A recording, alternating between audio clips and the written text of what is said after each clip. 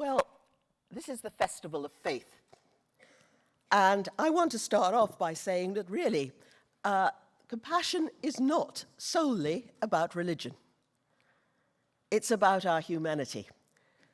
The great sages who first promulgated the golden rule, never treat others as you would not like to be treated yourself, didn't do so out of some kind of religious fervor, but because they knew they did it.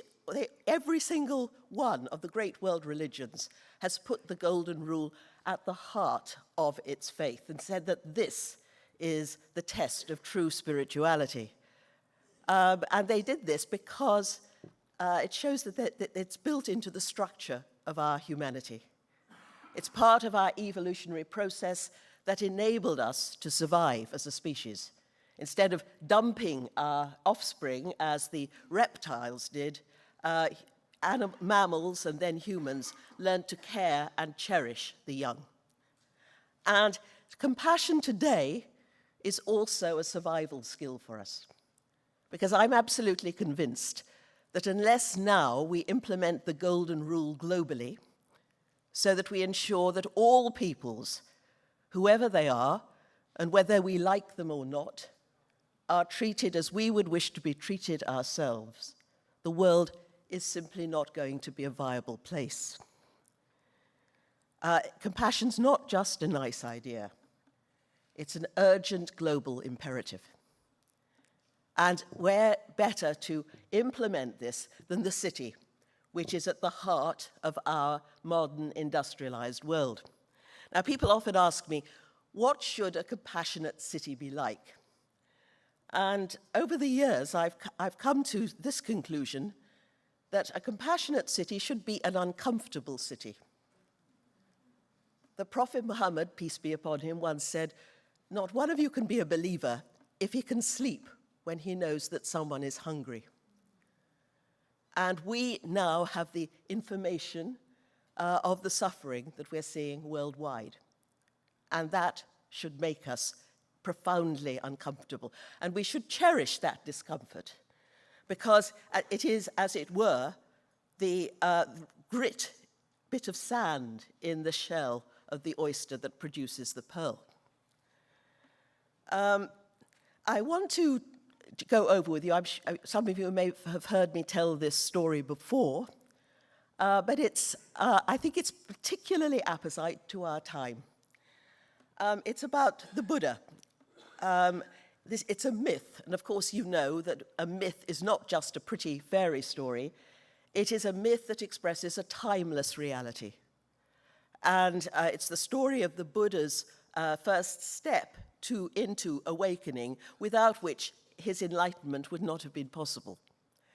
And the story goes that when the Buddha was born, his father invited the local Brahmin priests to come in and tell the child's fortune by examining the child's body to see if there were special marks on the body. And one of these sages said that this child was destined to become a Buddha, an enlightened human being. He would see 4 terrible and disturbing sights, which would encourage him to leave home, to leave his sumptuous home, and seek an answer to the world's suffering. Well, this wasn't precisely the career prediction that the Buddha's father had been hoping for. So he immured this child in a pleasure palace. And around the glorious gardens, he posted guards to keep any disturbing sight at bay. And the Buddha lived in this fool's paradise for 29 years. And then the gods decided to take a hand.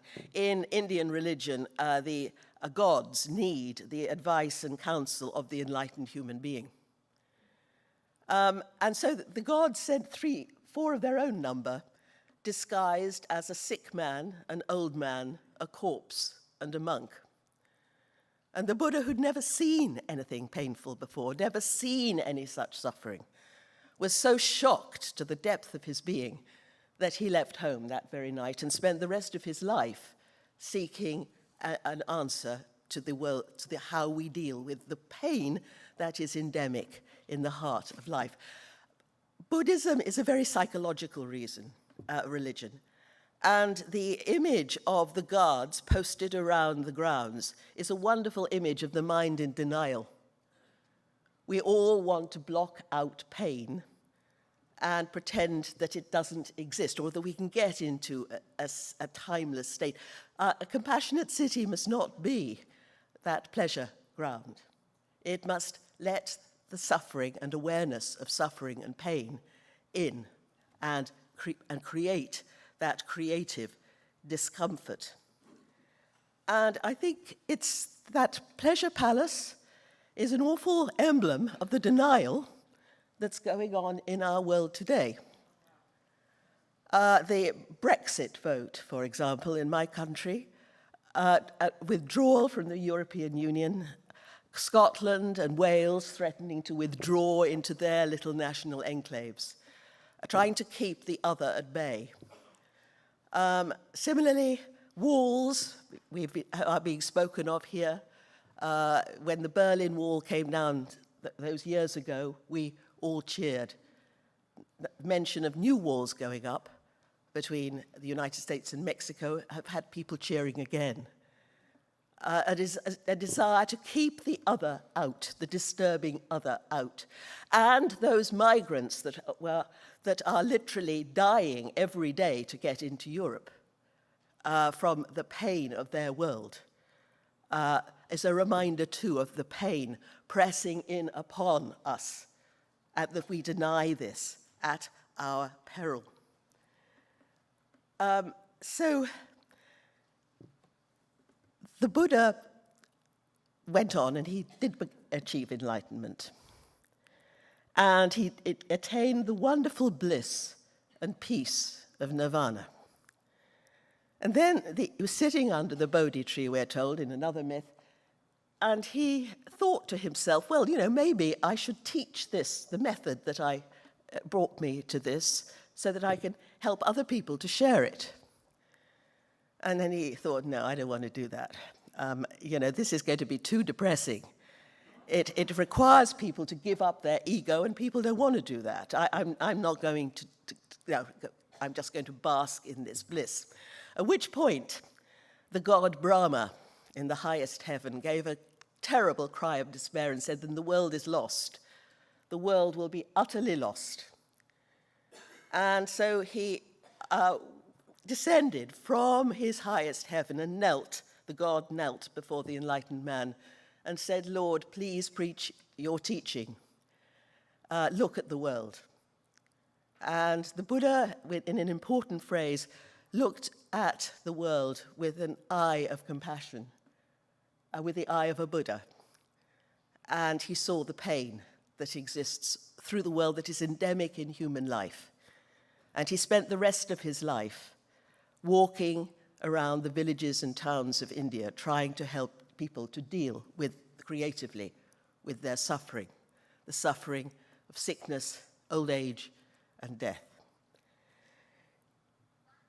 Pain is always going to break in, and we cannot keep ourselves in a little pleasure park anymore. We have to let that pain and let those people into our lives. We've created a global market where we are now, at the same time as we are so perilously polarized, we are interconnected as never before on the World Wide Web. Our economies are deeply intertwined. When markets fall in one part of the world, stocks plummet all around the globe that day. We all share the same environmental problems. We cannot live without one another. And our histories are intertwined. If the British in their empire had behaved in accordance with the Golden Rule, I'm quite convinced we should not be having so many political problems today. The migrants who are coming into our shores, invading our little pleasure palace, has it's karma. In the 18th and 19th centuries, Europeans went over to those countries in the Middle East and Africa and changed them forever according to their own wishes, and have made them, for many, virtually unlivable in. And now they're coming to us. And this is the reality. Somehow we have to have the courage to face those, the facts, the specters of our past, reminding ourselves there would be no Al-Qaeda if there'd been no Iraq war. There'd be no IS if there'd be no Iraq war. Our deeds are coming back to haunt us. So let's deal with the idea of the compassionate city being a city that feels profound discomfort at the pain in the world. Let it disturb our dreams. And let us try to find a way to make people within our cities aware of the sacredness of every single human being. That every single human being has a sacred potential. The great Muslim mystic Ibn Arabi said that every single one of us is a unique and unrepeatable incarnation of God to the world. And we can destroy that image, that name, that image spoken in us. If we do, the world will have been deprived of a sacred revelation. And our job is to look beneath the unpromising reality to see the goodness and the sacredness that comes in every single human being. And this is something that we've lost. We are beginning to see people as expendable. Instead of joining our hands, as the Hindus do, and bowing, acknowledging the divinity that we're encountering in the other person, we've got used to seeing people as in an instrumental way. The compassionate city must not close in on itself, as the Buddha tried to do after achieving his enlightenment, and luxuriate in its goodness. It must tramp the world, trying to heal the suffering, letting that pain in, and letting it disturb us. Yes, it is a risk. But without risk, our civilizations would never have come into existence. Without a risk, there's no courage, no nobility. But it is an effort, and it's a practical effort. And we must try, instead of just listening to the headlines, to look beneath the headlines that disturb us so much, not give in to this desire to retreat to the pleasure palace, and see the realities, the difficult, knotty realities. I didn't get into this because I'm filled with peace and love. I'm not. I'm in it because I was filled with dread. At the time of the Salman Rushdie crisis in 1990, I was appalled by the fatwa, of course, most un-Islamic document coming from the Iranian government at that time. But I was equally appalled by the way the British intellectuals, the great and the good, segued from a denunciation of the fatwa in the media to an out-and-out denunciation of Islam as a violent and evil religion. And I thought to myself, we've learned nothing since the 1930s. This is how Hitler managed to do what he did, to encourage that kind of thought. And at the end of that decade, there were concentration camps again on the outskirts of Europe, this time with Muslims in them. So compassion, again, it's not just a nice idea. It's not a soft journey. It's an urgent global imperative. It requires us to take risk, to allow ourselves to be disturbed and troubled by the pain that we see around the world in our privileged vantage point, and do our utmost to assuage it. Thank you.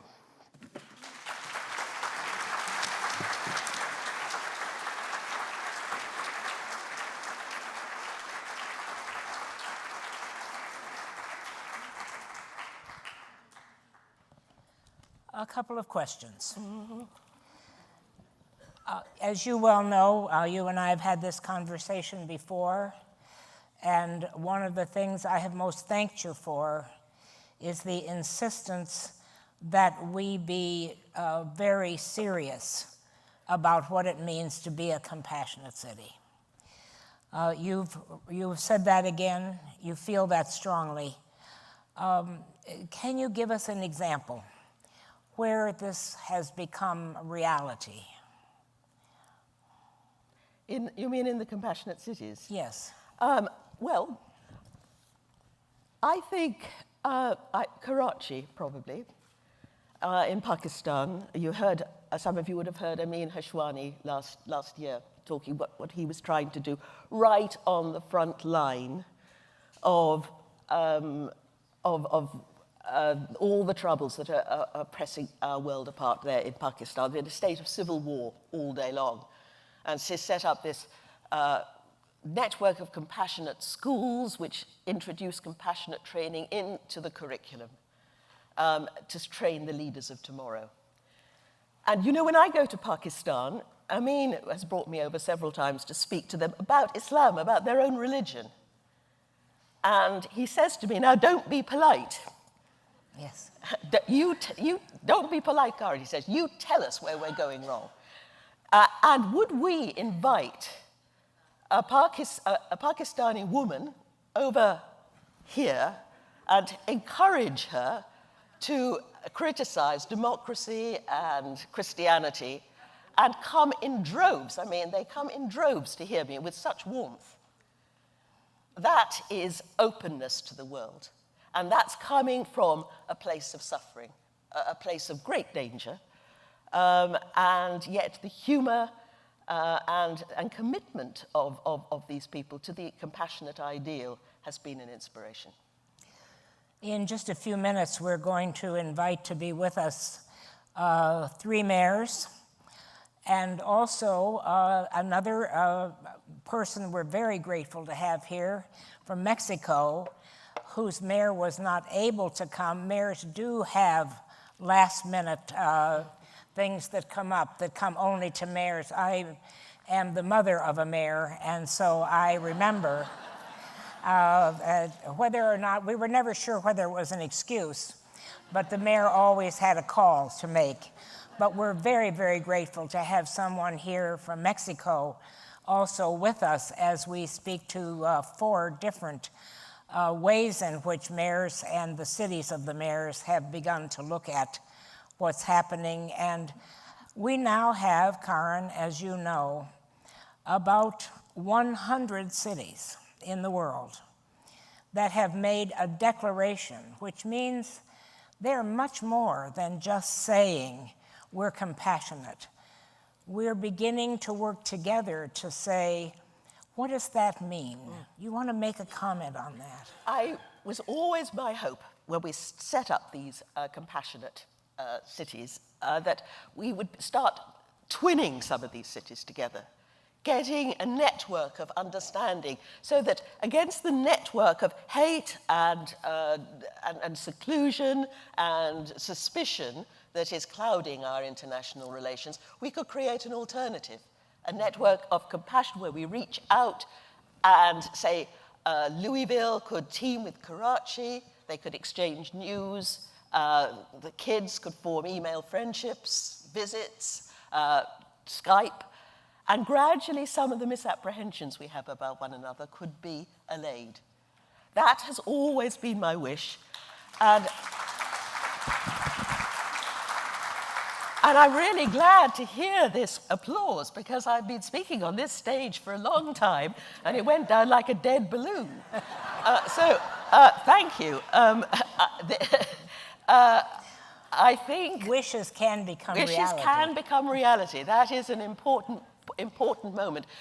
And there's been a reluctance to do that somehow. I sometimes feel there's this pleasure garden business that people just want to hug the being a compassionate city and make your own city nice. I mean, one European city whose name I will not mention wanted me to do a video and to congratulate them on becoming a compassionate city. I said, why? They haven't done anything yet. And then they had the effrontery to say, we want you to help us to deal with our pain. I said, pain? You're living the life of Riley in your city compared with what some of our cities are having to deal with. I think I'm so pleased to hear that applause. Thank you.